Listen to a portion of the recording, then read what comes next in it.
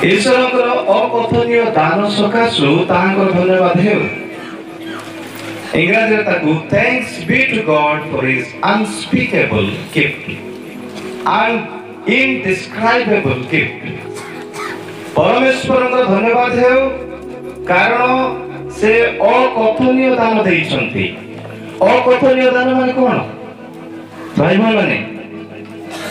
କଥନୀୟ ଦାନ କଣ ଆଉ ଅକଥନୀୟ ଦାନ କଣ?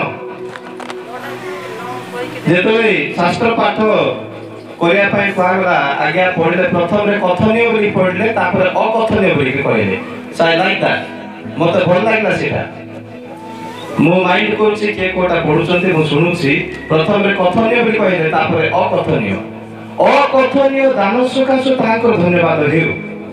ପ୍ରିୟ ବନ୍ଧୁଗଣ, ପ୍ରିୟ ପ୍ରଭୁଙ୍କର ଲୋକମାନେ, ପ୍ରଭୁ ଯୀଶୁଖ୍ରୀଷ୍ଟଙ୍କ ରକ୍ତର୍ପିତ ଲୋକମାନେ, ଅକଥନୀୟ ଦାନ ମାନେ କଣ? ଯାହାକୁ ବର୍ଣ୍ଣନା କରାଯାଇ ପାରିବ ନାହିଁ, ଯାହାକୁ ବ୍ୟାଖ୍ୟା କରାଯାଇ ପାରିବ ନାହିଁ, ମନୁଷ୍ୟ ମୁଖ ମାଧ୍ୟମରେ ଯାହାକୁ ବର୍ଣ୍ଣନା କରାଯାଇ ପାରିବ ନାହିଁ ସେଇଟାକୁ ଅକଥନୀୟ ଦାନ ବୋଲି କୁହାଯାଏ। ପ୍ରିୟ ପ୍ରଭୁଙ୍କ ଲୋକମାନେ, ଆମମାନେ ମତେ ଫୁଲ ତୋଳା ଦେଲେ ଆକୁ ମୁଁ ବର୍ଣ୍ଣନା କରିପାରିବି। ଏ ଫୁଲଟା ପ୍ଲାଷ୍ଟିକ ଫୁଲ, ରଙ୍ଗ ଅଛି ଏଇଠି, ଆଉ ଏଇଠି ସୁନା କଲରର କଣ ଲାଗିଛି, ଧଡ଼ି ସବୁ ଲାଗିଛି, ଧରିବା ପାଇଁ ଅଛି। ଏଇଠି ଗିଫ୍ଟ ବାନ୍ଧିଲା ପରି ବନ୍ଧା ଯାଇଛି, ଆକୁ ମୁଁ ବର୍ଣ୍ଣନା କରିପାରିବି। ଗ୍ରୀନ କଲରର ସବୁ ନଡ଼ା ଅଛି। ପ୍ରିୟ ଭାଇ ଭଉଣୀ, ଏଇଟା କଥନୀୟ ଦାନ। ପ୍ରିୟ ପ୍ରଭୁଙ୍କ ଲୋକମାନେ, ମୁଁ ଆମେରିକା ଦେଶକୁ ଯାଇଥିଲି। ସେ ମଝିରେ ମତେ ଏ ଘଡ଼ିଟା ଜଣେ ଲୋକ ଦାନ ଦେଲେ। ତେବେ ଏ ଘଡ଼ିକୁ ମୁଁ ବର୍ଣ୍ଣନା କରିପାରିବି ଯେ ଏଇଟା କୋଉ ଘଡ଼ି। ଏଇଠି ଷ୍ଟିଲ କଲର ଲାଗିଛି, ସୁନା କଲର ମଧ୍ୟ ଅଛି, ଆଉ ଏଠି ଡେଟ୍ ଅଛି, ଜଣେ ଲୋକ ମତେ ଦେଲେ। ଏସବୁକୁ ମୁଁ ବର୍ଣ୍ଣନା କରିପାରିବି। ପ୍ରିୟ ପ୍ରଭୁଙ୍କ ଲୋକମାନେ, ପ୍ରଭୁଙ୍କର ଦାସ ଦାସୀ ମାନେ, ପରମେଶ୍ୱରଙ୍କର ଅକଥନୀୟ ଦାନ ସକାଶୁ ତାହାଙ୍କର ଧନ୍ୟବାଦ ହେଉ। ଧନ୍ୟବାଦ ହେବା ଉଚିତ କି ନାହିଁ? Hallelujah, hallelujah. ପ୍ରିୟ ଭାଇ ଭଉଣୀ, ପ୍ରଭୁଙ୍କ ଲୋକମାନେ, ଈଶ୍ୱରଙ୍କର ଅକଥନୀୟ ଦାନ ସକାଶୁ ତାହାଙ୍କର ଧନ୍ୟବାଦ ହେଉ। ପରମେଶ୍ୱରଙ୍କର ଅକଥନୀୟ ଦାନକୁ ଆଦ୍ୟ ମଣ୍ଡଳୀର ପୋପ ମାନେ ବୁଝିପାରିନଥିଲେ, ଆଦ୍ୟ ମଣ୍ଡଳୀର ଫାଦର୍ସ ମାନେ ବୁଝିପାରିନଥିଲେ। ପ୍ରାୟ 300 ଖ୍ରୀଷ୍ଟାବ୍ଦ ପର୍ଯ୍ୟନ୍ତ ଖ୍ରୀଷ୍ଟ ଜୟନ୍ତୀ ପର୍ବ ପାଳନ କରାଯାଉନଥିଲା। ପ୍ରିୟ ଭାଇ ଭଉଣୀ, ପରମେଶ୍ୱରଙ୍କର ଅକଥନୀୟ ଦାନ। ମୋର ପୁଅର ବାର୍ଥଡେ ମୁଁ ପାଳନ କରୁଛି, ମୋ ଝିଅର ବାର୍ଥଡେ ମୁଁ ପାଳନ କରୁଛି। ମଣ୍ଡଳୀ ଗୃହ କେବେ ହେଇଥିଲା ତାକୁ ସ୍ମରଣ କରି ଆମେ ପ୍ରତିପାଳନ କରୁଛୁ। ଆମେ ଗୋଟେ ଗୋରୁ ଜନ୍ମ ହେଲେ ସେ ଗୋରୁର ଆଜି ଅମକ ଦିନ ଜନ୍ମ ହେଇଥିଲା, ତେଣୁ ଆମେ କଣ କରୁଛୁ? ପ୍ରତିପାଳନ କରୁଛୁ। କିନ୍ତୁ ପରମେଶ୍ୱର ଯେଉଁ ଅକଥନୀୟ ଦାନ ଜଗତକୁ ସେ ପ୍ରେରଣ କଲେ, ଜଗତକୁ ସେ ପ୍ରଦାନ କଲେ, ସେଇ ଦାନକୁ ଲୋକମାନେ ପ୍ରତିପାଳନ କରିପାରୁନଥିଲେ। ଆଦ୍ୟ ମଣ୍ଡଳୀ ଯେତେବେଳେ ମଣ୍ଡଳୀ ଆରମ୍ଭ ହେଲା, ପ୍ରିୟ ଭାଇ ମାନେ, 33 ଖ୍ରୀଷ୍ଟାବ୍ଦରୁ ସେଇ ମଣ୍ଡଳୀକୁ ଏଫିସିୟ ମଣ୍ଡଳୀ ବୋଲି କୁହାଯାଏ। 33 ରୁ 200 ଖ୍ରୀଷ୍ଟାବ୍ଦ ପର୍ଯ୍ୟନ୍ତ, ପ୍ରିୟ ପ୍ରଭୁଙ୍କ ଲୋକମାନେ, 300 ଖ୍ରୀଷ୍ଟାବ୍ଦ ପର୍ଯ୍ୟନ୍ତ এই অকথনীয় দানକୁ ପ୍ରତିପାଳନ କରାଯାଉନଥିଲା। ଲୋକମାନେ এই ଅକଥନୀୟ ଦାନକୁ ପାଳନ କରିବା ପାଇଁ ଭୟ କରୁଥିଲେ। ପ୍ରିୟ ଭାଇ ଭଉଣୀମାନେ, ପ୍ରଭୁଙ୍କ ଲୋକମାନେ, ଚର୍ଚ୍ଚ ଫାଦର୍ସ ମାନେ এই ଯୋଉ ପର୍ବକୁ ପାଳନ କଲେ, ଯୀଶୁଙ୍କର ଜନ୍ମ ତିଥିକୁ ପାଳନ କଲେ ପାପ ହବ ବୋଲି ଭୟରେ ସେମାନେ କଣ କରୁନଥିଲେ? ପ୍ରତିପାଳନ କରୁନଥିଲେ। ମୁଁ ଟିକେ ହିଷ୍ଟ୍ରି ଆପଣମାନଙ୍କୁ ଦେବା ପାଇଁ ଚାହିଁବି। ପ୍ରିୟ ପ୍ରଭୁଙ୍କ ଲୋକମାନେ, ପ୍ରଭୁଙ୍କର ଦାସ ଦାସୀ ମାନେ, ଚର୍ଚ୍ଚ ଫାଦର ମାନେ এই পর্বକୁ পালন କରିବା ପାଇଁ ইচ্ছা କରୁନଥିଲେ। কিন্তু 300 ଖ୍ରୀଷ୍ଟାବ୍ଦ ପର୍ଯ୍ୟନ୍ତ କେଉଁ ପର୍ବ ପାଳନ କରାଯାଉଥିଲା? ଯୀଶୁ ଖ୍ରୀଷ୍ଟଙ୍କର ପୁନରୁତ୍ଥାନ ପର୍ବ। ଯୀଶୁ ଖ୍ରୀଷ୍ଟ ଯେ ମରି ଉଠିଛନ୍ତି, ଏହି ପର୍ବକୁ ଆଉ 300 ବର୍ଷ ପର୍ଯ୍ୟନ୍ତ ପ୍ରତିପାଳନ କରାଗଲା। ପ୍ରିୟ ପ୍ରଭୁଙ୍କ ଲୋକମାନେ, ଆଉ ରବିବାର ଦିନ ଉପାସନା ଆରମ୍ଭ ହେଲା। ୟା ପୂର୍ବରୁ ଶନିବାର ଦିନ ଉପାସନା ହେଉଥିଲା, କିନ୍ତୁ 300 ବର୍ଷ ପର୍ଯ୍ୟନ୍ତ ସେମାନେ ଯୀଶୁ ଖ୍ରୀଷ୍ଟଙ୍କର ଜନ୍ମ ଦିବସକୁ ପ୍ରତିପାଳନ ନ କରି ସେମାନେ କଣ କରୁଥିଲେ? ନା ଯୀଶୁ ଖ୍ରୀଷ୍ଟଙ୍କର ପୁନରୁତ୍ଥାନକୁ ସେମାନେ ପ୍ରତିପାଳନ କରୁଥିଲେ। ଆଉ ଚର୍ଚ୍ଚ ଫାଦର୍ସ ମାନେ मंडलीर फादर्स माने सेमाने कोन भाबुथिले ना यीशु ख्रीष्टकर जन्म को जदि पालन करा जिवो ताहा पाप होबो बोली सेमाने बुझुथिले। प्रिय प्रभु लोक माने सेहिति पाई आजि को दिन रे आमे यीशु ख्रीष्टकर पर्व पालन करिबा तार डॉक्यूमेंट्स किछि बाइबल रे नाही। बाइबल रे यीशु ख्रीष्टकर जन्म डिसेंबर 25 तारिख रे बोली कि लिखा जाई नाही। Why was the reason? कारण कोन? कारण चर्च फादर्स माने ताको गुरुत्व देले नाही, डरले से माने जे यीशु ख्रीष्टकर जन्म दिवस को पालन करे पाप होबो ए प्रकार से माने भाबिले। प्रिय भाई बहन प्रभु लोक माने प्रभु दास दासी माने मु आपन को कोन कहया पाई चाहूची ना परमेश्वरंकर अकथनीय दान को लोक माने बुझी पारि नथिले। परमेश्वरंकर से आश्चर्य दान को लोक माने बुझी पारि नथिले। तापर हम देखुछु जे प्राय 1580 पर्यंत लोक माने विभिन्न तारीख को पालन करिया आरंभ करे। पोप जूलियस नामक जने पोप थिले 361 ख्रीष्टाब्द रे से कोन कले ना डिसेंबर 25 को से घोषणा कले। प्रिय भाई बहन प्रभु लोक माने डिसेंबर 25 को से घोषणा कले जे जिहुदी माने एबे पर्यंत गोटे पर्व डिसेंबर 25 तारिख रे प्रतिपालन करंती। से पर्व को हानुका बोली कहा जाए। कोन बोली कहा जाए? हानुका। प्रिय भाई बहन एप्रिल भाषा रे हानुका हानुका बोली कहा। हानुका माने ज्योतिर पर्व। हालेलुया। हानुका माने ज्योतिर पर्व। इतिहास कहे जे डिसेंबर 21 तारिख रु 25 तारिख पर्यंत दिन छोट हो जाइथिला। सूर्यर आलोक एते प्रकाशित हो नथिला, सूर्य दुर्बल हो जाइथिला बोली कि मु गोटे इतिहास रे पढुथिली। 25 तारिख रे आउथरे सूर्य कोन हिथिला तार आलोकटा फेरिकी पाइथिला। कारण जगतर ज्योतिर्मय परमेश्वर राजा मानक राजा जगतर ज्योति जगतर जन्म ग्रहण करिवे। सेहि भाई सूर्य मध्य कोन हेगला नीरव रहिगला। प्रिय भाई बहन प्रभु लोक माने ए हानुका जेतले पोप जूलियस 361 ख्रीष्टाब्द रे हानुका पर्व को एक व्याख्या कले। हानुका अर्थ कोन? ज्योतिर पर्व, आलोकर पर्व। आलोकर पर्व केउ दिन पालन करा जाए? जेउदी संप्रदाय रे डिसेंबर 25 तारिख रे पालन करा जाए। प्रिय प्रभु लोक माने प्रभु दास दासी माने आ से कहिले जे जे ज्योतिर पर्व निमते ज्योतिर पर्व को से पालन करूथिले सेही ज्योतिर पर्व दिन ही प्रभु यीशु ख्रीष्टकर बा सेही जो स्वर्गीय ज्योति जगतर प्रकृत ज्योति ए जगत मध्ये जन्म ग्रहण करिथिले। हालेलुया। सेही दिन तारु डिसेंबर को प्राय मंडली सब ग्रहण कले। 361 ख्रीष्टाब्द रु लोक माने डिसेंबर 25 को ग्रहण कले। तथापि आउ केते को लोक माने आउ केते को मंडली माने से माने जनवरी 6 तारिख, मार्च 28 तारिख, अप्रैल 20 तारिख, नवेम्बर 17 तारिख ए सब तारिख को से माने कोन करथले यीशु ख्रीष्टकर जन्म भाबरे प्रतिपालन करथले। डिसेंबर 17, नवेम्बर 17 ए सब तारिख को से माने कोन करथले प्रतिपालन करथले। प्रिय भाई बहन प्रभु लोक माने यीशु ख्रीष्ट जे डिसेंबर 25 तारिख रे जन्म होइतिले केतेक ऐतिहासिक कारण सकासु आमे ग्रहण करिया को बाध्य हेउछु। वर्तमान अमेरिका आउरी पृथ्वीर विशिष्ट देश सब कोन करिसंती ना डिसेंबर 25 को से ग्रहण करिसंती। कारण ए जो पोप जूलियस मत अनुसार ग्रहण करा जाईछि। 500 वर्ष पर्यंत 500 ख्रीष्टाब्द पर्यंत ए जो जनवरी 6, नवेम्बर 17, अप्रैल 1920 एवं नवेम्बर 17 ए सब को पालन करा जाउथिला। डिसेंबर 25 को मध्य अनेक लोग प्रतिपालन करुथिले तथापि आ संपूर्ण हरि ग्रहण होई नथिला। प्रिय प्रभु लोक माने प्रभु दास दासी माने यीशु ख्रीष्ट जो जगत को आसिले से एक अकथनीय दान भाबरे जगत रे प्रकाशित हेथिले। तबे प्रिय भाई बहन प्रभु लोक माने एई जो ख्रीष्टमास पर्व आमे देखुछु एई जो ख्रीष्टमास शब्द ए ख्रीष्टमास शब्द प्रथम रे ग्रीक भाषा रे ख्रीष्ट शब्द आसीछि। ख्रीष्ट ख्रीष्ट शब्द आसीछि ଖ୍ରୀଷ୍ଟୋସର ଅର୍ଥ ଅଭିଷିକ୍ତ ବ୍ୟକ୍ତି। ମୁଁ ଯେତେବେଳେ ଛୋଟ ଥିଲି, ଯେତେବେଳେ ସଣ୍ଡେ ସ୍କୁଲକୁ ଯାଉଥାଏ, ମୁଁ ପରିତ୍ରାଣ ପାଇନଥିଲି, ମୁଁ ଭାବୁଥାଏ ଖ୍ରୀଷ୍ଟମାସ ମାନେ ଡିସେମ୍ବର ମାସକୁ ଖ୍ରୀଷ୍ଟମାସ ବୋଲି କୁହାଯାଏ, ଏଇଟା ମୁଁ ଭାବୁଥିଲି। ପ୍ରିୟ ପ୍ରଭୁଙ୍କ ଲୋକମାନେ, ପ୍ରଭୁ ଯୀଶୁ ଖ୍ରୀଷ୍ଟଙ୍କର ପବିତ୍ର ରକ୍ତରେ କୃତ ଲୋକମାନେ ଏବେ ମଧ୍ୟ ଅନେକ ଲୋକ ଅଛନ୍ତି ବୁଝି ନାହାନ୍ତି, ତାକୁ ମୁଁ ବ୍ୟାଖ୍ୟା କରିବା ପାଇଁ ଚାହିଁବି।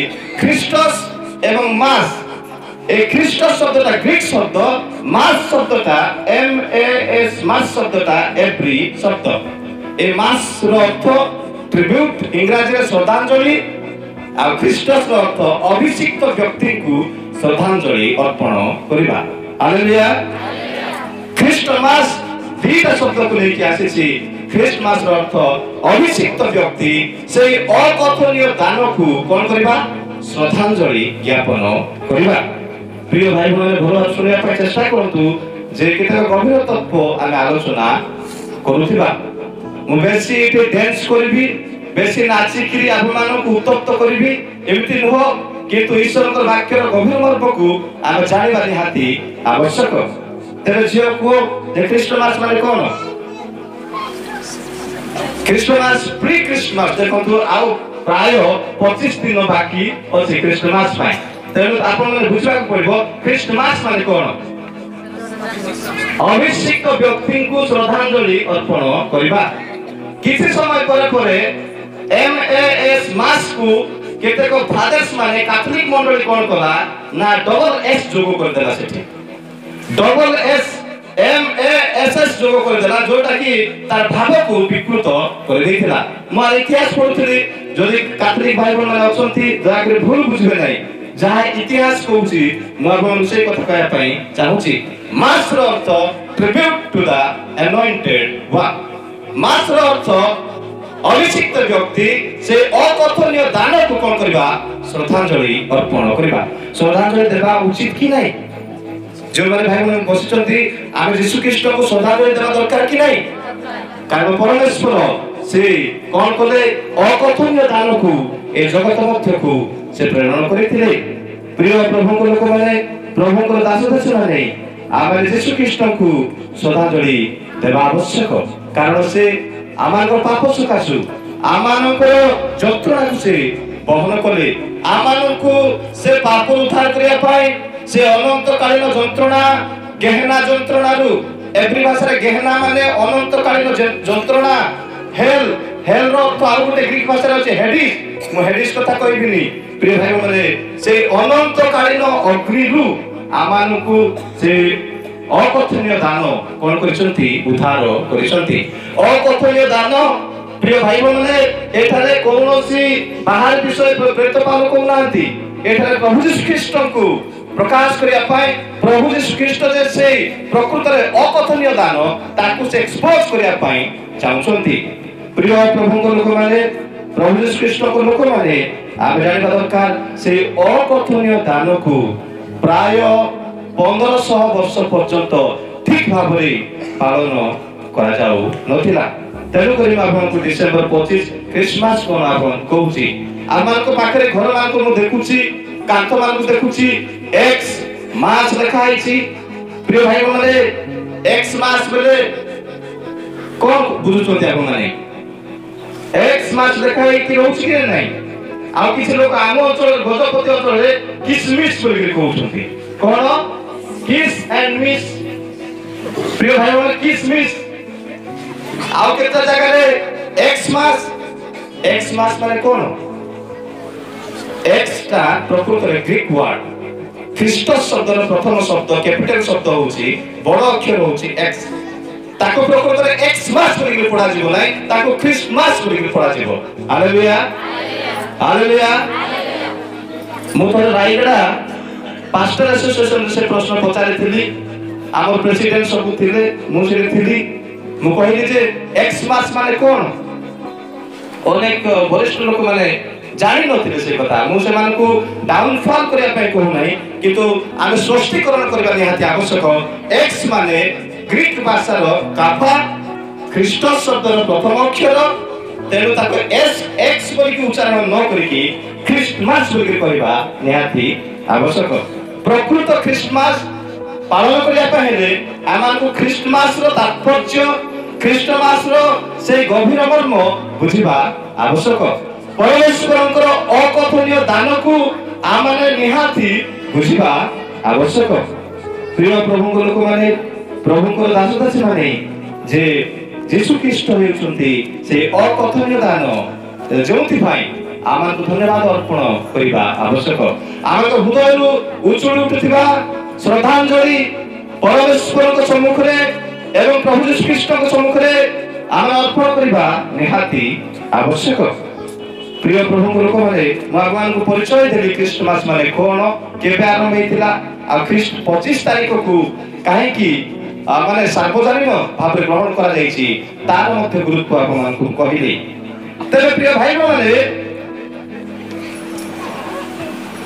जीशु ख्रीष्टंकर जन्म को काहेकि अकथनीय दान बोली कहा जाय जीशु ख्रीष्टंकर जन्म मोर जन्म को काहेकि अकथनीय दान बोली कहा गला नै आपमान को जन्म को कहा गला नै रामचंद्र रो जन्म को कहा गला नै कृष्ण रो जन्म को कहा गला नै गुरु नानक रो जन्म को कहा गला नै मोहम्मद रो जन्म को कहा गला नै किंतु प्रभु यीशु ख्रीष्टंकर जन्म को अकथनीय बोली कहा गला भाई माने मु देखंतु क्रिश्चियन बाहर को मत टिके जाईछि क्रिश्चियन बाहर लोक माने एडी बीसी को ग्रहण करछथि कि नै एडी माने ख्रीष्टाब्द बीसी माने ख्रीष्ट पूर्व before Christ and anno domini of after Christ प्रिय भाई बोला मु कोन कहै पाई चाहूछि जीशु ख्रीष्टकर जन्म को स्वतंत्र भाव रे अकथनीय दान बोली कहला काहे कि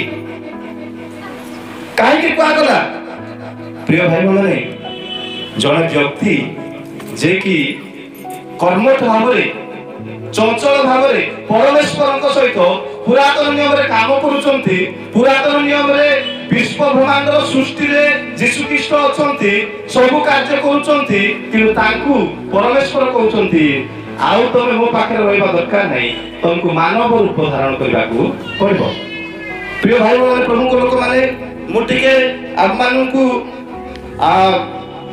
टिके कष्ट साध्य वाक्य देवा पाई चाहिए भलो भारे बुझिले ही आपन जानि परिबे भलो भारे सुनिले ही जानि परिबे आपन देखंतु जे फिलिपियो तार 2 रो 5 रो 11 पद पर्यंत से ईश्वर रूपी हेले ही कोन कले से मानव रूप धारण करे प्रिय भाई माने 5 पद देखा जाईछि कृष्णकर जे पर मन थिला तोमार मध्य से प्रकार मन हेउ से ईश्वर रूपी हेले मध्य मानव रूप धारण करे मानव रूप धारण कला परे मानव रे से संतुष्ट हेबा पई हेला नै परमेश्वर ताको मानव होई कि रहबा पई देले नै जे तुमे मानव हेला परे मध्य कोन हेबा पड़िबो दास रूप धारण करबा पड़िबो हालेलुया हालेलुया जे परमेश्वर जे प्रभु यीशु ख्रीष्ट पृथ्वीर सृष्टि रे ताको हाथ थिला कलसियो 1 अध्याय देखा जाईछि जे ताहांकर छडा गोटिए मध्य वस्तु सृष्ट करा जाय नाही ताहांको छडा तारो तो का छडाइला प्रभु यीशु ख्रीष्ट को छडा गोटिए मध्य वस्तु सृष्टि होई नाही तबे सृष्टि रे से अछंती आदि जदि आपण देखिबे 1 अध्याय तबे आम्भे बोली परमेश्वर कहले आपना बोली कहले प्रिय भाई माने मो बेसी कहबा पई चाहिबे नाही विलंब होई जाईछि जे यीशु ख्रीष्ट मानव रूप धारण कले से ईश्वर रूपी से ईश्वर हेले मध्य कोन हेले मानव रूप धारण कले मानव रूप धारण कला परे से दास रूप धारण कले दास होला परे क्रूसीय मृत्यु पर्यंत से कोन हेले परमेश्वर को आज्ञा पाउ होई क्रूसरे कोन हेले मृत्युदंड भोग कले क्रूसीय मृत्यु पर्यंत से कोन हेले नम्र हेले आ सेति पई परमेश्वर ताको कोन करछथि सर्वोत्कृष्ट नाम प्रदान करियछंती हालेलुया हालेलुया प्रिय भाई माने केते आश्चर्य विषय देखंतु जे प्रभु यीशु ख्रीष्ट पिता ईश्वर को सहित सब कार्य करूछंती स्वर्ग रे थाई कि सब ईश्वर को से कोन करछंती सहायता करूछंती हठात परमेश्वर कहउछंती जे तुमको कोन करिया पड़िबो मानव रूप धारण करबा को पड़िबो तमे मरिबा को जीवा को पड़िबो आमर लोक मान को उद्धार करबा पहिले पवित्र रक्त आवश्यक तेनु पवित्र रक्त आ का पाखरे नाही आपण घुसरी काटी देइकरी हेई गला आपके कोइ परिबे नाही खाइबा काटतु कुकुड़ा काटी देकिरी रक्त टिके ढाली देकिरी सेटा खाइबा बहाना। प्रिय भाई भाई कुकुड़ार रक्त घुसुरीर रक्त गाईर रक्त पोढ़र रक्त छेळीर रक्त केबे मध्य मनुष्य जातिर पाप क्षमा करि परिबो नै। এই কথা মনে রাখুন ভাই বল নাই। তেলু পরমেশ্বর দেখিবে যে জনে সুদা ধার্মিক লোক নাহাନ୍ତି। আমার রোমিও 3:23 জানিছন্তি যে সেই কথা মু কয়া পাই চাহু নাই যে समस्त तो पाप करी अछंती तबे के का पाई जीवो के का पाई जीवो मु जदि आपन को पाई मरिबी तबे आपन को पाप क्षमा होबो नै कारण मु पापर स्वभाव रे जन्म ग्रहण करिछि। आपन को जदि मो पाई बोली के बलि करा जीवो तबे मध्य मोर पाप क्षमा होई परिबो नै। तेनु परमेश्वर खुशिले जे जणे सुदा धार्मिक लोक नाहांती जड़े मध्य पाप रहित व्यक्ति जगत मध्य नाहांती। प्रिय भाई बहन सेठी पाई यीशु ख्रीष्ट को परमेश्वर कहले जे get ready and go to the world get ready to die for the humanity. मनुष्य जाति निमंते मरिबा पई वर्तमान प्रस्तुत हो एटे खेल खेलना है कि मो पाखरे रहिले हबो नाही। Now we are going to go to the world वर्तमान तो जगत को जिबा को पड़िबो ताहा हेउची अकथनीय दान। जो व्यक्ति परमेश्वर सहित कार्य करूछंती तांकु पठा जाउची। तबे प्रिय भाई बहने मु को प्रमाण देबी जे परमेश्वर सहित से किमती काम करूथिले के माने विश्वास करते भाई बहने जे यीशु ख्रीष्ट जगत को आसीबा पूर्व बेथलेहेम रे जन्म ग्रहण करबा पूर्व से परमेश्वर सहित कार्य करूथिले से पुरातन नियम रे कार्य करूथिले के माने विश्वास करूछंती विश्वास अछि। हालेलुया अनेक लोग विश्वास करती से शब्द को आउ ग्रीक भाषा रे थियोफैनी बोली कहा जाए। थियोफैनिस अर्थात the pre appearance of Jesus Christ यीशु ख्रीष्ट का पूर्व अवस्थिति से मानव रूप धारण करबा पूर्वरु से किमिति थिले से विषय मध्य बाइबल रे लिखा जायछि। प्रिय भाई बहन प्रभु को लोक माने यीशु ख्रीष्ट मानव रूप धारण करबा पूर्व अनेक से कोन करथिले साक्षात करथिले। नंबर 1 अनेक पदपर्व रहिछि किंतु हम मान को मु किछि देबा पई चाहिबी जे से अब्राहम को कोन करे कथा कहिले अब्राहम को देखा देले। प्रिय भाई बहन प्रभु को लोक माने हम जदि आदि 18 देखिबे आदि 22 11 13 देखिबे आदि 18 एक पद देखिबे तबे अब्राहम को गुरु को गले 3 जन व्यक्ति थिले। प्रिय भाई माने से मान को जणे यीशु ख्रीष्ट थिले सेटा को थियोफैनी बोली कहा जाय। से पृथ्वी को आसीबा पूर्व जो भावे प्रकाशित होउथले लोकमान को सहित कार्य करूथले ताको थियोफैनी बोली की थियोलॉजिकल टर्म रे कहा जाय। प्रिय भाई माने प्रभु को लोक माने बुझवा पय चेष्टा करंतु तापर हम देखुछु जे आदि 28 रो 13 पद रे से जाकुबन को दर्शन देले केटा प्रकृत रे दूत नहंती एई दूत हेउचंती यीशु ख्रीष्ट। बाइबल रे जदि आपण माने केजेवी वर्जन किबा एनआईवी वर्जन कि NKJV version new King James version Bible इंग्रजी बाइबल देखिबे जोठी ए कैपिटल थिबो ए शब्दटा कैपिटल थिबो से एटा यीशु ख्रीष्ट को बुझाए। Angels of the lord the angel of the lord सदा प्रभुंकर दूत जे शब्द लिखा जाइथिबो ए कैपिटल थिबो आपण जानि नियंतु सेटा यीशु ख्रीष्ट को बुझौछि। हालेलुया।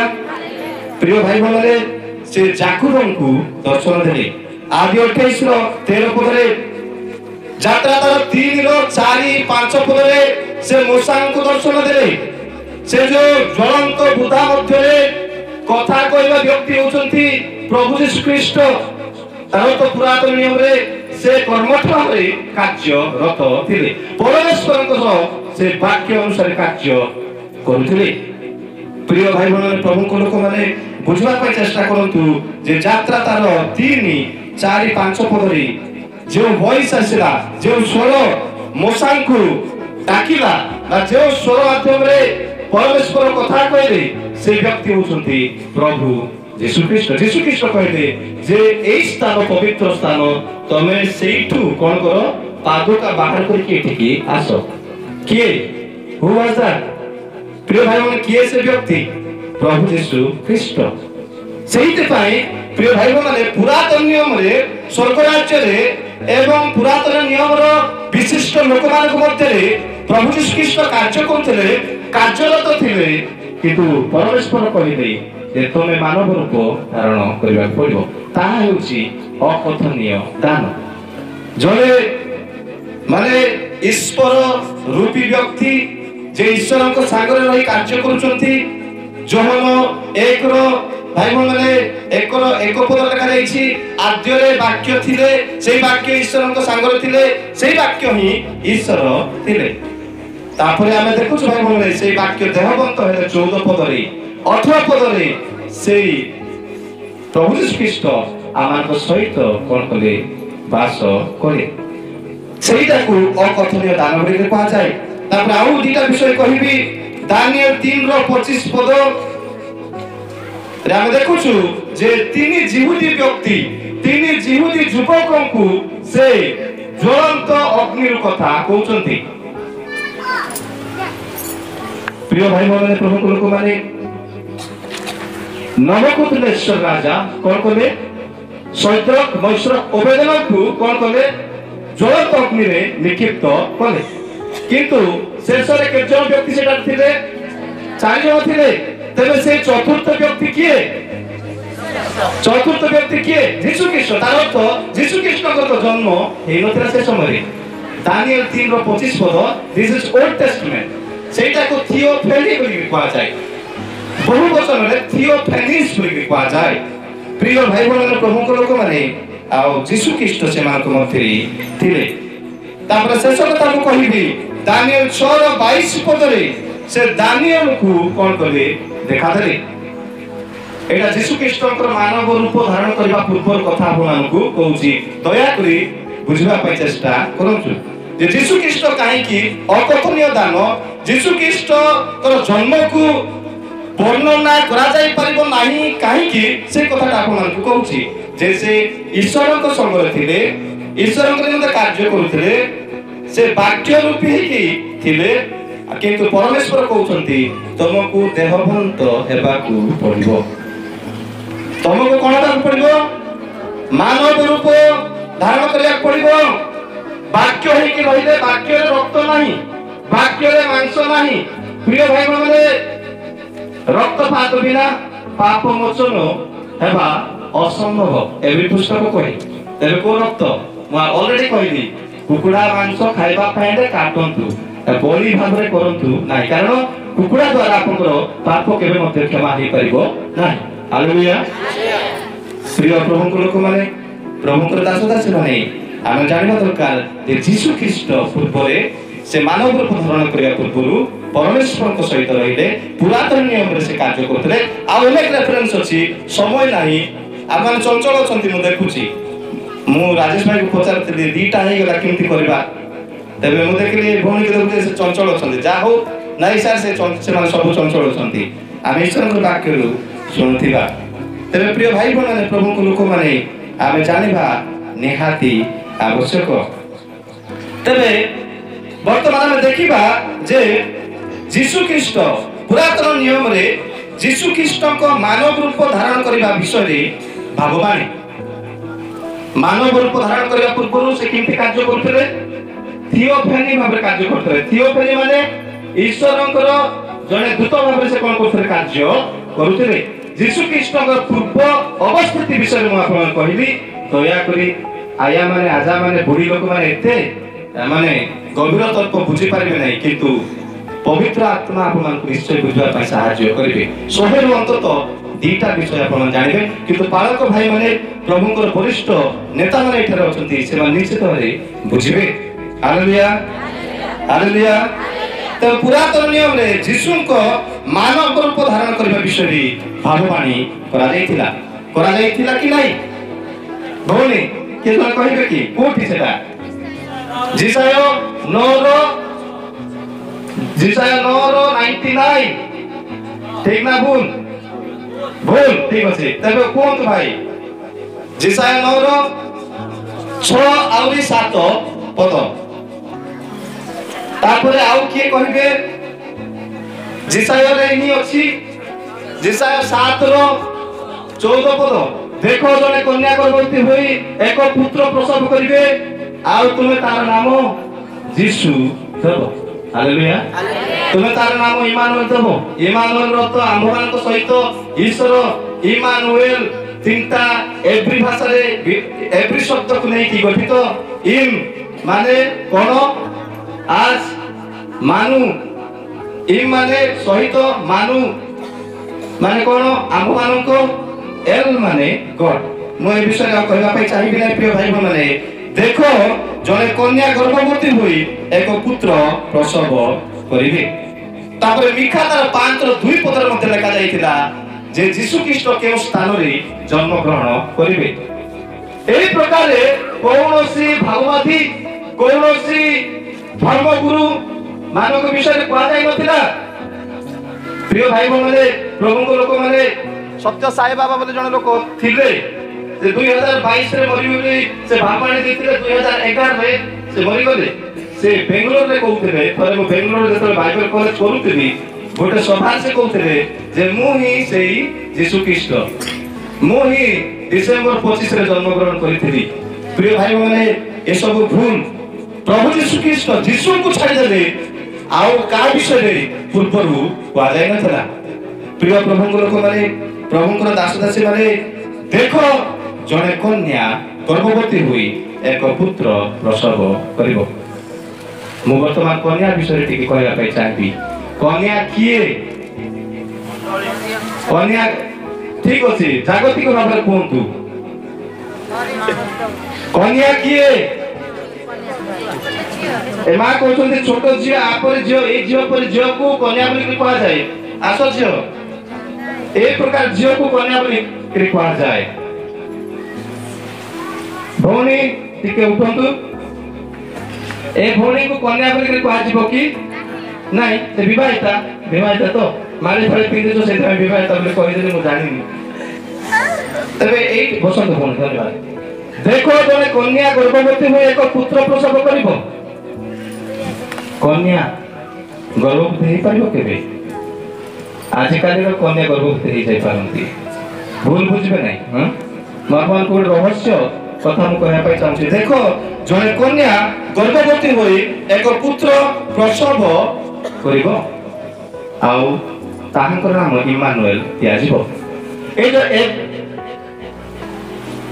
जिसाय 7 रो 14 पद रे एवरी भाषा रे ताको अल्मा बोली कहै जायछि अल्मा A L M A H अल्मा बोली कहै जायछि तापरे ग्रीक भाषा रे ताको पार्थेनोस बोली कहै जायछि कोन बोली कहै जायछि पार्थेनोस प्रिय भाई माने प्रभु को लोक माने मु कोन कहया पई चाहूछी देखो जने कन्या गर्भवती होई यीशु ख्रीष्ट काहे कि अकथनीय दान सेटा आप मान को बुझेबा पई चेष्टा करूची राम काहे कि अकथनीय नहंती मरियम काहे कि अकथनीय नहंती किंतु यीशु ख्रीष्ट काहे कि अकथनीय सेई कथा कहया पई चाहूची मु जे देखो जने कन्या गर्भवती कन्या पार्थेनोस मने रखंतु से ग्रीक भाषा जो पार्थेनोस शब्द व्यवहार करा जायछि जेउ झियो केबे कोनोसी पुरुष को जानि नथिबे ताकू ही प्रकृत रे कन्या बोली कहै जाय तबे मरियम को कहगला जे देखो जने कन्या गर्भवती हेबे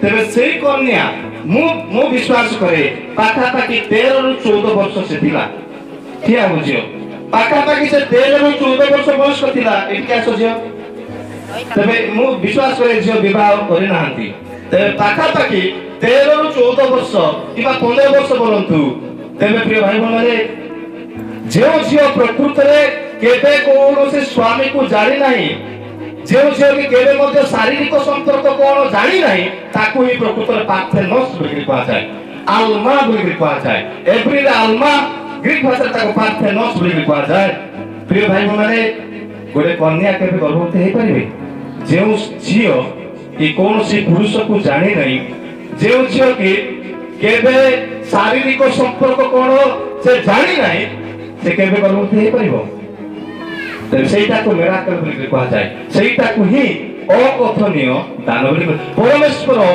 ଅକଥନୀୟ ଦାନ ସକାଶୁ ତାହାଙ୍କର ଧନ୍ୟବାଦ ହେଉ। ବସ ଭଉଣୀ। Hallelujah hallelujah. ଆୟା ମାନେ ବୁଝିପାରୁଛନ୍ତି କି ନାହିଁ? ତେବେ ପରମେଶ୍ୱର ଏ ପ୍ରକାର ମିରାକଲ କଲେ, ପବିତ୍ର ଆତ୍ମାଙ୍କ ଦ୍ୱାରା ସେ ଗର୍ଭବତୀ ହେଲେ ଆଉ ଯୀଶୁ ଖ୍ରୀଷ୍ଟଙ୍କୁ ଏ ଜଗତକୁ ଆଣିଥିଲେ। ପାର୍ଥେନୋସ ଅର୍ଥ କଣ? The one who is devoid from all sexual immorality। ଇଂରାଜୀରେ ତାକୁ ଯେଉଁ ଝିଅ କି କେବେ ଶାରୀରିକ ସମ୍ପର୍କ କଣ ଜାଣିନଥିବ, ଯେଉଁ ଝିଅ କି କେବେ ସ୍ୱାମୀକୁ ଜାଣିନଥିବ, ତାଙ୍କୁ ହିଁ ପ୍ରକୃତରେ ପାର୍ଥେନୋସ ବୋଲି କୁହାଯାଏ। ଏଭଳି ଭାଷାରେ ତାକୁ ଆଲମା ବୋଲି କୁହାଯାଏ। ସେ ଯୋଉ ଜିସାୟ ତାର 7:14 ପଦରେ ସେ କଥା କୁହାଯାଇଛି ଯେ ମରିୟମ କେବେ କୌଣସି ପୁରୁଷକୁ ଜାଣିନଥିଲେ, ସେ ଶାରୀରିକ ସମ୍ପର୍କ କଣ ଜାଣିନଥିଲେ। ସେଇ ପ୍ରକାର ଯୁବତୀ ଝିଅ, ସେଇ ପ୍ରକାର ଝିଅକୁ ପରମେଶ୍ୱର କଣ କଲେ? ବାଛିଲେ। ଦେଖ, ଜଣେ କନ୍ୟା ଗର୍ଭବତୀ ହେବେ, ବିବାହ ହେଲା ପରେ ଗର୍ଭବତୀ ହେବା କଥା ଅଲଗା ଅଛି, କିନ୍ତୁ କନ୍ୟା ସେଇଟା ହିଁ ତାତ୍ପର୍ଯ୍ୟ ବିଷୟ, ସେଇଟା ହିଁ ମୂଳ ବିଷୟ। ପ୍ରିୟ ଭାଇ ଭଉଣୀମାନେ, ଆୟା ମାନେ ଲାଜ ହୁଅନ୍ତୁ ନାହିଁ, ଆବା ମାନେ ଲାଜ ହୁଅନ୍ତୁ ନାହିଁ। ଏଟା ଆମେ ଜଗତରେ ଅଛୁ, ଆଉ ଆପଣଙ୍କୁ ବୁଝାଇବା ପାଇଁ ସେ କଥା ମୁଁ କହିବା ପାଇଁ ଚେଷ୍ଟା କରୁଛି ଯେ ଦେଖ, ଜଣେ କନ୍ୟା ଗର୍ଭବତୀ ହୋଇ ଏକ ପୁତ୍ର ପ୍ରସବ। ଏଠି ଆଉ ଗୋଟେ ଆଶ୍ଚର୍ଯ୍ୟ ବିଷୟ କଣ? ଗୋଟେ ଶିଶୁ ଜନ୍ମ କରିବେ ବୋଲି ଲେଖାଯାଏ ନାହିଁ, ପୁତ୍ର ବୋଲି କୁହାଗଲା। ପୁତ୍ର କାହାକୁ କୁହାଯାଏ? ଆବା ମାନେ, ପକ୍କା ଆବା ମାନେ କୁହନ୍ତୁ, ପୁତ୍ର କାହାକୁ କୁହାଯାଏ? ବାଳକ। ଜିସାୟ 9:6-7 ବାଳକ ବୋଲି କୁହାଯାଇଛି। ତାହାଙ୍କ ସ୍କନ୍ଧରେ କର୍ତ୍ତୃତ୍ୱ ଭାର ଥୁଆଯିବ ବୋଲି କୁହାଯାଇଛି। ବାଳକ ଶବ୍ଦ ବ୍ୟବହାର କର। ବାଳକକୁ କେବେ ଜନ୍ମ ଦିଆଯାଏ ନା ଶିଶୁକୁ ଜନ୍ମ ଦିଆଯାଏ? ହାଲେଲୁୟା। ଯୀଶୁ ଖ୍ରୀଷ୍ଟ ଅକଥନୀୟ ଦାନ କାହିଁକି ନା ସେ ମାନେ ଆଶ୍ଚର୍ଯ୍ୟ ରୂପେ ଜନ୍ମଗ୍ରହଣ କଲେ। ଯାହା ବି ହଉ, ଯୀଶୁ ଖ୍ରୀଷ୍ଟଙ୍କୁ ପରମେଶ୍ୱର ଜଗତକୁ ପଠେଇଲେ, ଜଗତକୁ ପାପରୁ ଉଦ୍ଧାର କରିବା ପାଇଁ ସେ ଯୋଜନା କରିକି ପଠେଇଲେ। ଆଉ ଲୁସିଫର ସେଇଟା ଜାଣିଥିଲା। କିଏ ଜାଣିଥିଲା? ଲୁସିଫର। ପ୍ରକାଶିତ ତାର 12 ଅଧ୍ୟାୟରେ ପ୍ରିୟ ଭାଇ ମାନେ ଆପଣ ଯଦି ଦେଖିବେ, ସେଠାରେ ଲେଖାଯାଇଛି ସ୍ପଷ୍ଟ ରୂପେ, ପ୍ରକାଶିତ 12:1-5 ପଦ ପର୍ଯ୍ୟନ୍ତ। ଏଥର ଟିକେ ମୁଁ ପଢେଇବି ଆପଣଙ୍କୁ, କିଏ ଜଣେ ପଢନ୍ତୁ। ଆଜ୍ଞା ପଢିବା ଟିକେ ନା ସମୟ ହେଇଯିବ? ଟିକେ ପଢନ୍ତୁ ଝିଅ ମାନେ, କିଏ ଜଣେ ମାଉଥ ନେଇକି ପଢନ୍ତୁ। ସେ ଅକଥନୀୟ ଦାନକୁ ଶୈତାନ ବୃଥା କରିଦେବା ପାଇଁ, ଶୈତାନ ଅନ୍ୟଥା କରିଦେବା ପାଇଁ, ପରମେଶ୍ୱରଙ୍କର ସେଇ ଆଶ୍ଚର୍ଯ୍ୟ ଯୋଜନାକୁ ଶୈତାନ ବିନଷ୍ଟ କରିବା ପାଇଁ ଚେଷ୍ଟା କଲା। ଶିଶୁ ଜନ୍ମ ନ ହଉଣୁ ସେ ପ୍ରକାଣ୍ଡ ସର୍ପ କଣ ହେଇଥିଲା? ଜଗିକି ରହିଥିଲା। ପଢନ୍ତୁ ଯାହାକି ଜଣେ। ଯେ ସମସ୍ତ ଜାତିକୁ ଲୌହ ଦଣ୍ଡରେ ଶାସନ କରିବେ, ଏପରି ଏକ ପୁତ୍ର ସନ୍ତାନକୁ ସେହି ସ୍ତ୍ରୀ ଲୋକ ଜନ୍ମ ଦେଲେ, ଆଉ ତାହାଙ୍କ ସନ୍ତାନ ଈଶ୍ୱର ଓ ତାହାଙ୍କ ସିଂହାସନ ନିକଟକୁ ଉଠାଇ ନିଆଗଲା। ତାପରେ ପଢ। ପୁଣି ସେହି ସ୍ତ୍ରୀ ଲୋକ, ସେହି ସ୍ତ୍ରୀ ଲୋକ କିଏ? ପ୍ରିୟ ଭାଇ ମାନେ, ସେ ସ୍ତ୍ରୀ ଲୋକ କିଏ? ମରିୟମ ନୁହନ୍ତି, ସେ ସ୍ତ୍ରୀ ଲୋକ ହଉଛନ୍ତି ଇସ୍ରାଏଲ। এই যে প্রকাশিত 12 অধ্যায়ে যে স্ত্রী কথা কুହାଯାଇଛି, ইসরায়েল কথা কুହାଯାଇଛି, যୀশু খ্রিস্ট কাଠାରୁ ଜନ୍ମ ହେଲେ? ଇସ୍ରାଏଲରୁ ନା ମରିୟମ ଠାରୁ? ଇସ୍ରାଏଲ।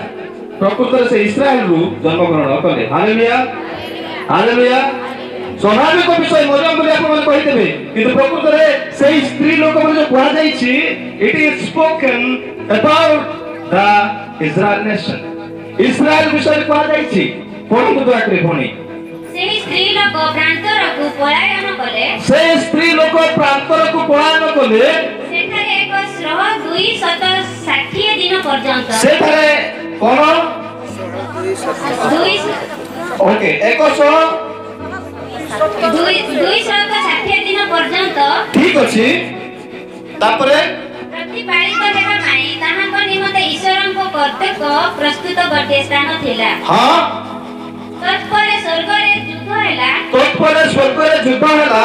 ମିଖାଏଲ ଓ ତାହାଙ୍କ ଦୂତମାନେ ସେହି ସର୍ପ ସହିତ ଯୁଦ୍ଧ କଲେ। ମିଖାଏଲ ଏବଂ ତାହାଙ୍କର ଦୂତମାନେ से प्रकांड सर्प सहित युद्ध कले ସେଥିରେ ସେହି ସର୍ପ ଓ ତାହାର ଦୂତମାନେ ମଧ୍ୟ ଯୁଦ୍ଧ କଲେ हाँ କିନ୍ତୁ ସେମାନେ ଜୟ କରି ପାରିଲେ ନାହିଁ किंतु से माने जय करि पारिले ना काहे की युद्ध काहे की अकथनीय दान जे प्रभु यीशु ख्रीष्ट परमेश्वर एक महान योजना बनै की मानव जातिर पापर क्षमा निमंते योजना करके पठौचंती आ लूसीफर जानिछि लूसीफर भलो जानिथिला शैतान भलो जानिथिला तेनु शैतान कोन चिंता करथला ना सेई शिशु यीशु जन्म ग्रहण करबा पूर्वरु से भूमिष्ठ हेबा पूर्वरु ताकु ग्रास करि किनबा पय चेष्टा कला किंतु कोनला से पराजय ହେଲା तापरे କିନ୍ତୁ ସେମାନେ ଜୟ କରି ପାରିଲେ ନାହିଁ किंतु से जय करि पारिले नाही ପୁଣି ସ୍ୱର୍ଗରେ ସେମାନେ ଆଉ ସ୍ଥାନ ପାଇଲେ ନାହିଁ पुरी स्वर्गरे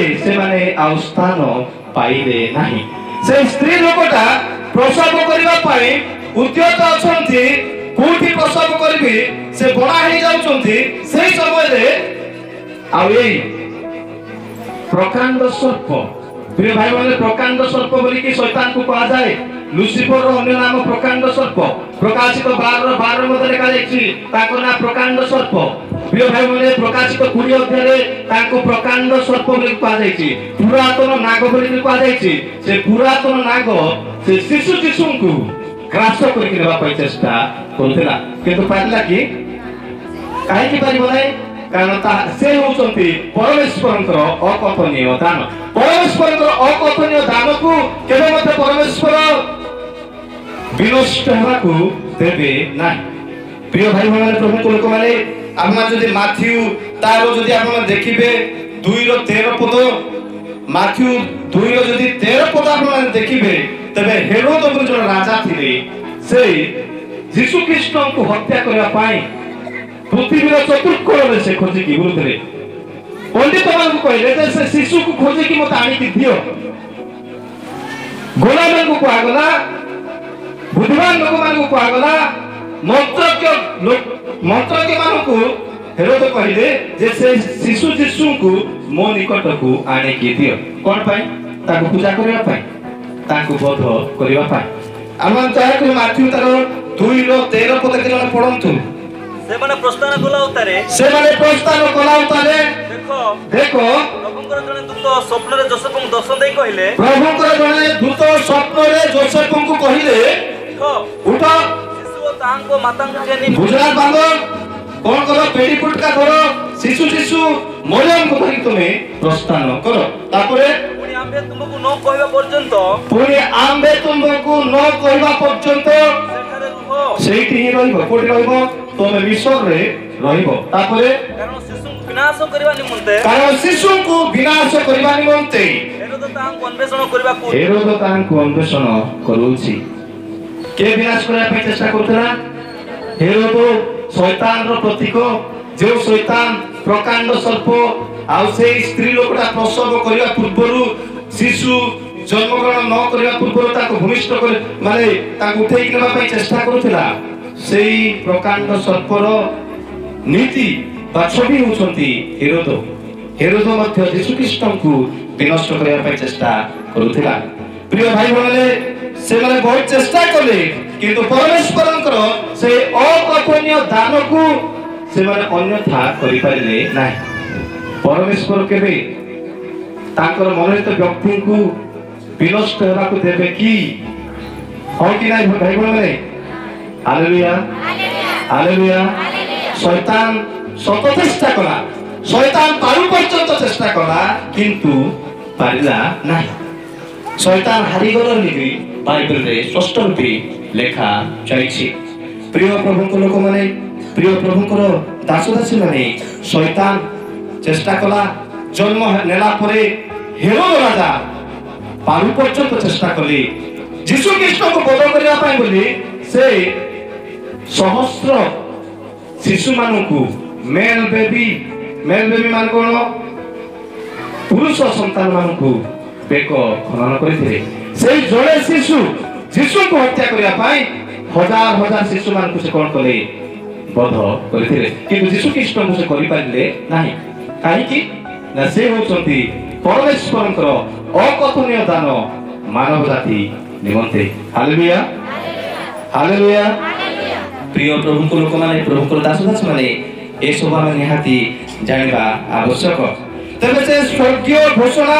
नूतन नियम रे मध्य पागला नूतन नियम रो केतेक व्यक्ति को विशिष्ट व्यक्ति को यीशु कृष्ण को जन्म संपर्क रे पा जाइथिला प्रथम व्यक्ति होचंती जिकोरियो को पागला 8 जन व्यक्ति को बाइबल रे पा जाइछि जे यीशु कृष्ण को जन्म पूर्व से मान को घोषणा करे की पा जाइथिला प्रथम व्यक्ति होचंती जिकोरियो लूक 1 रो 17 आउ 66 पद जो माने लिखिबा पाई त लेखंतु लूक 1 17 आउ 66 पद केलो जाके 17 पद पढंतु जियो माने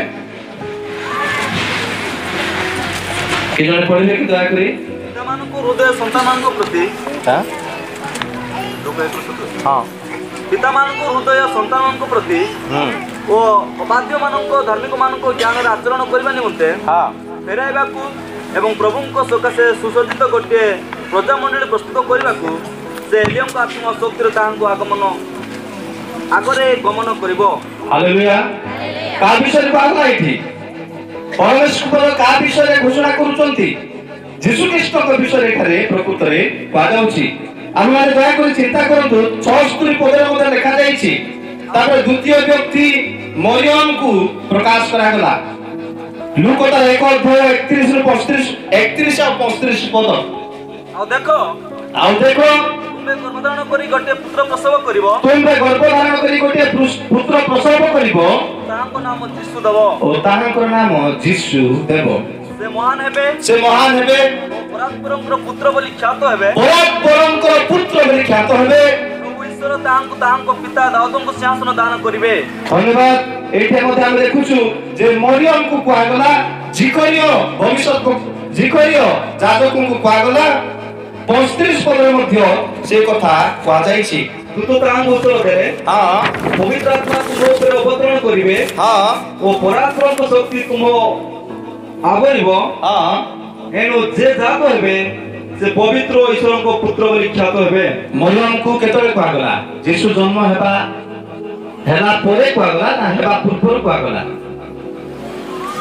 आगे मैं कोन यीशु कृष्ण जन्म नेला परे कुआगला ना नेला पूर्व कुआगला যদি নেবা পূর্বর কুয়াগলা তবে তাকু ভবিষ্যৎ কথা বলি পাজিবো তাকু ভবিষ্যৎ বাণী বলি আমি কই পারিবা তবে মরিয়ম কু কুয়াগলা জিকরিয়ম কু কুয়াগলা এলিজাবেথ লুক 1 ର 42 পদরে এলিজাবেথ কু কুয়াগলা তারপরে যোসেফ কু কুয়াগলা মাথিউ 1 ର 20 21 পদরে যোসেফ কু কুয়াগলা প্রিয় ভাই মানে তারপরে মেসো পালক মান কু কুয়াগলা লুক 2 ର 10 ରୁ 12 पद पर्यंत मेष पालक मान को कुआगला तापरे माथ्यू 2 रो 1 और 2 पदरे पंडित मान को कुआगला तापरे लूक 2 रो 25 ରୁ 32 पद पर्यंत सिमियन महाजाजक को कुआगला का कुआगला सिमियन बोली जने महाजाजक थिले जे जेरूशलेम रे रहउथिले ता कुआगला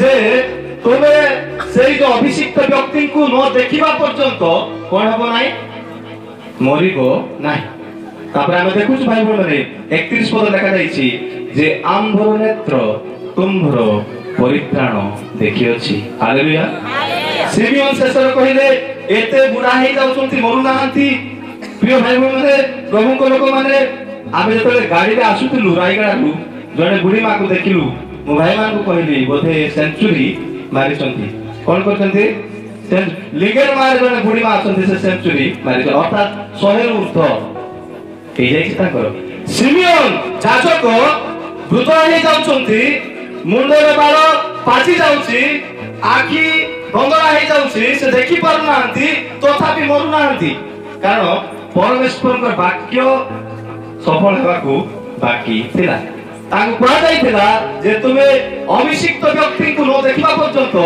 मरिबो नाही।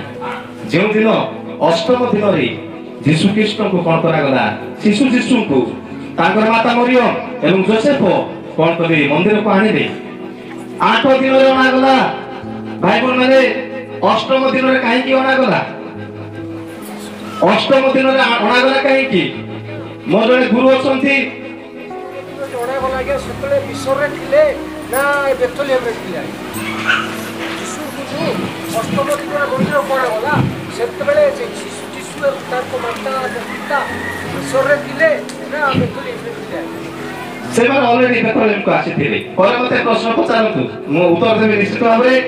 ତେବେ ଅଷ୍ଟମ ଦିନରେ ଶିଶୁ ଯୀଶୁଙ୍କୁ ଅଣାଗଲା। ଯେଉଁମାନଙ୍କର ପ୍ରଶ୍ନ ଅଛି ଆମମାନଙ୍କୁ ମୁଁ ଖୁସି ହେବି, ଧନ୍ୟବାଦ ଆଜ୍ଞା। ଆମମାନେ ପ୍ରଶ୍ନ ମତେ ଦୟାକରି ପରେ ପଚାରନ୍ତୁ, ଯଦି ପାରିବେ ପଚାରନ୍ତୁ। ମୁଁ ଯାହା ଜାଣିଛି ଆପଣଙ୍କୁ ଉତ୍ତର ଦେବି, ନ ଜାଣିଲେ ପ୍ରଭୁ ଯୀଶୁ ଆପଣଙ୍କୁ ଉତ୍ତର ଦେବେ। ଅଷ୍ଟମ ଦିନରେ ଶିଶୁ ଯୀଶୁଙ୍କୁ ମନ୍ଦିରକୁ ଅଣାଗଲା। ଆଉ ଯେତେବେଳେ ସିମିୟନ ଯାଜକ ଧରିଲେ, ଦେଖିକି ଜାଣିଦେଲେ ଏଇ ହେଉଛନ୍ତି ସେଇ ଅଭିଷିକ୍ତ ବ୍ୟକ୍ତି। ତାପରେ ସେ ଖୋଲିକି କହିଦେଲେ ଯେ ଆମ୍ଭର ନେତ୍ର ତୁମ୍ଭର ପରିତ୍ରାଣ ଦେଖିଅଛି। 8 ଦିନରେ ତାଙ୍କୁ 8 ଦିନ ବିଷୟରେ କହିବି। ଅଷ୍ଟମ ଦିନରେ କାହିଁକି ଶିଶୁ ଯୀଶୁଙ୍କୁ ମନ୍ଦିରକୁ ଅଣାଗଲା? ପ୍ରିୟ ଭାଇ ମାନେ, ବୈଜ୍ଞାନିକ କାରଣ, ଡାକ୍ତରୀ, ଆପଣ ଯଦି ସାଇନ୍ସ ଦେଖିବେ ତେବେ 8 ଦିନ ପର୍ଯ୍ୟନ୍ତ ଗୋଟିଏ ଶିଶୁର ରକ୍ତ ଠିକ ଭାବେ ସଞ୍ଚାଳନ ହୁଏ ନାହିଁ। ଯୀଶୁ ଖ୍ରୀଷ୍ଟଙ୍କୁ କଣ ପାଇଁ ଅଣାଗଲା? କଣ ପାଇଁ ଅଣାଗଲା ମନ୍ଦିରକୁ?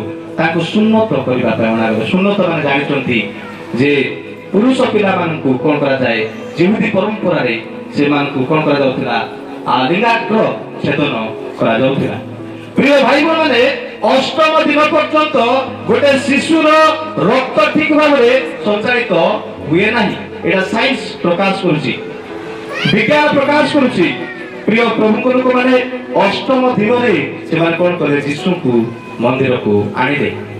ସେମାନେ 2 ଦିନରେ ଆଣିଥାନ୍ତେ, 5 ଦିନରେ ଆଣିଥାନ୍ତେ, 6 ଦିନରେ ଆଣିଥାନ୍ତେ, କିମ୍ବା ଚତୁର୍ଥ ଦିବସରେ ଆଣିଥାନ୍ତେ, କିନ୍ତୁ they waited until the day 8th day comes.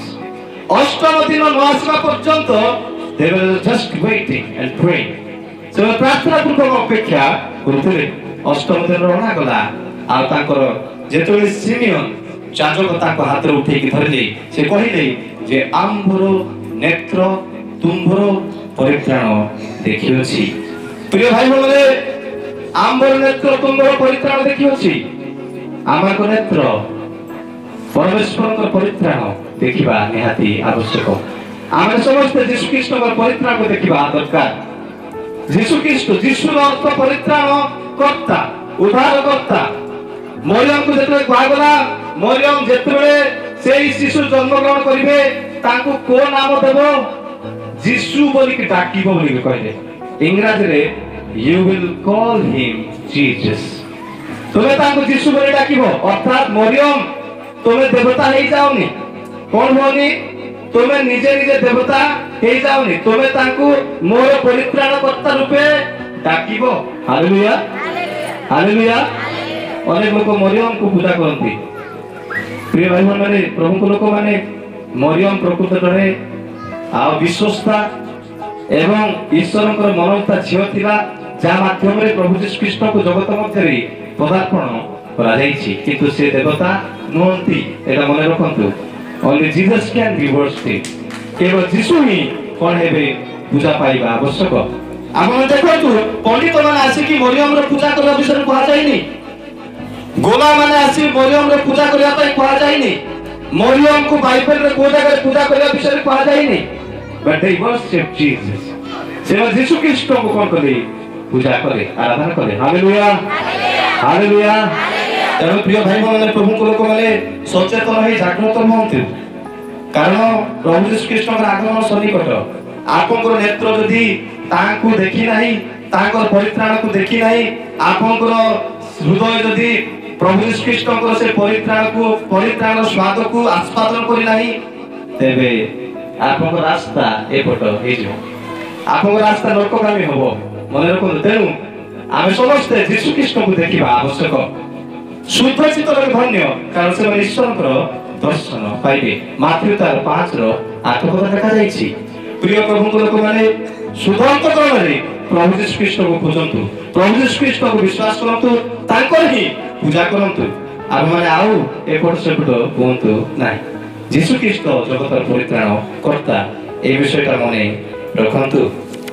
ତାପରେ ପ୍ରିୟ ଭାଇ ଭଉଣୀ, ପ୍ରଭୁଙ୍କ ଲୋକମାନେ, ପଣ୍ଡିତ ମାନଙ୍କୁ ମାଥ୍ୟୁ 2 1-2 ପଦରେ ସେ ଘୋଷଣା କରି କହିଲେ ଯୀଶୁ ଖ୍ରୀଷ୍ଟଙ୍କ ଜନ୍ମ ବିଷୟରେ।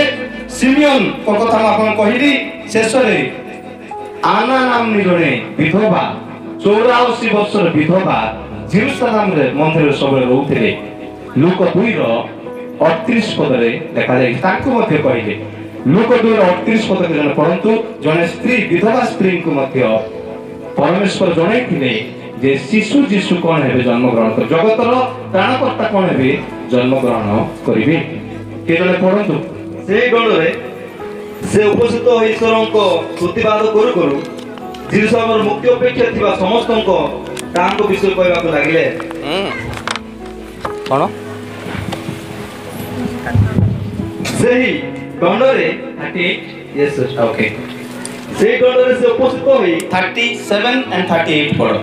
ସେ ମନ୍ଦିର ପରିତ୍ୟାଗ ନ କରି ଉପବାସ ଓ ନିବେଦନ ସହ ଦିବାରାତ୍ର ଉପାସନା କରୁଥିଲେ। ସେ ମନ୍ଦିର ନ ଛାଡି ଜଣେ ବିଧବା ମା ମନ୍ଦିର ନ ଛାଡି ସବୁବେଳେ ମନ୍ଦିରରେ ରହୁଥିଲେ। ସେହି ଗଣରେ ସେ ଉପସ୍ଥିତ ହୋଇ ଈଶ୍ୱରଙ୍କ ସ୍ତୁତିବାଦ କରୁ କରୁ ଜେରୁସାଲେମର ମୁକ୍ତି ଅପେକ୍ଷାରେ ଥିବା ସମସ୍ତଙ୍କୁ ତାଙ୍କ ଜେରୁସାଲେମର ମୁକ୍ତିର ଅପେକ୍ଷାରେ ଥିବା ସମସ୍ତ ଲୋକଙ୍କୁ ସେ କଣ କଲେ କହିବାକୁ ଲାଗିଲେ। ଆଉ ଶିଶୁ ବୃଦ୍ଧି ପାଇବାକୁ ଲାଗିଲେ। ଶିଶୁ ବୃଦ୍ଧି ପାଇବାକୁ ଲାଗିଲେ ଓ ଜ୍ଞାନରେ ପୂର୍ଣ୍ଣ ହେଉ ଶକ୍ତିମାନ ହେଲେ ପୁଣି ଈଶ୍ୱରଙ୍କ ଅନୁଗ୍ରହ ତାଙ୍କ ଉପରେ ଥିଲା। ଧନ୍ୟବାଦ। ଏଇଠି ଆନା ନାମରେ ଜଣେ ବିଧବାଙ୍କୁ ମଧ୍ୟ ପ୍ରଭୁ ଯୀଶୁ ଖ୍ରୀଷ୍ଟ ଦର୍ଶନ ଦେଇ କହୁଛନ୍ତି, ସ୍ୱର୍ଗୀୟ ଘୋଷଣା ପ୍ରକାଶ କରୁଛନ୍ତି ଯେ ଯୀଶୁ ଖ୍ରୀଷ୍ଟଙ୍କର ଜନ୍ମ ଉପରେ। ପ୍ରିୟ ଭାଇ ଭଉଣୀମାନେ, ପ୍ରଭୁଙ୍କ ଲୋକମାନେ, ଏଇଥିପାଇଁ ବୋଲି ଯୀଶୁ ଖ୍ରୀଷ୍ଟଙ୍କର ଜନ୍ମ ଅକଥନୀୟ ଅଟେ। ସେଇଥିପାଇଁ ଆମେ ଈଶ୍ୱରଙ୍କୁ ତାଙ୍କର ସେ ଅକଥନୀୟ ଦାନ ସକାଶୁ ଧନ୍ୟବାଦ ଅର୍ପଣ କରିବା ଆବଶ୍ୟକ। ଆଜିର ମୂଳ ପ୍ରସଙ୍ଗ ହେଉଛି ଯେ କଣ ଈଶ୍ୱରଙ୍କର ଅକଥନୀୟ ଦାନ ସକାଶୁ ତାହାଙ୍କର କଣ ହେଉ ଧନ୍ୟବାଦ ହେଉ। କାହିଁକି ଅକଥନୀୟ ଦାନ? ଯୀଶୁ ଖ୍ରୀଷ୍ଟ ନା ତାଙ୍କ ଜନ୍ମ ପୂର୍ବରୁ କୁହାଗଲା ସେ ସୃଷ୍ଟି ପୂର୍ବରୁ କାର୍ଯ୍ୟ କରୁଥିଲେ ଏବଂ ପୁରାତନ ନିୟମରେ ସେ କଣ ଥିଓଫେନି ଭାବରେ କାର୍ଯ୍ୟ କରୁଥିଲେ।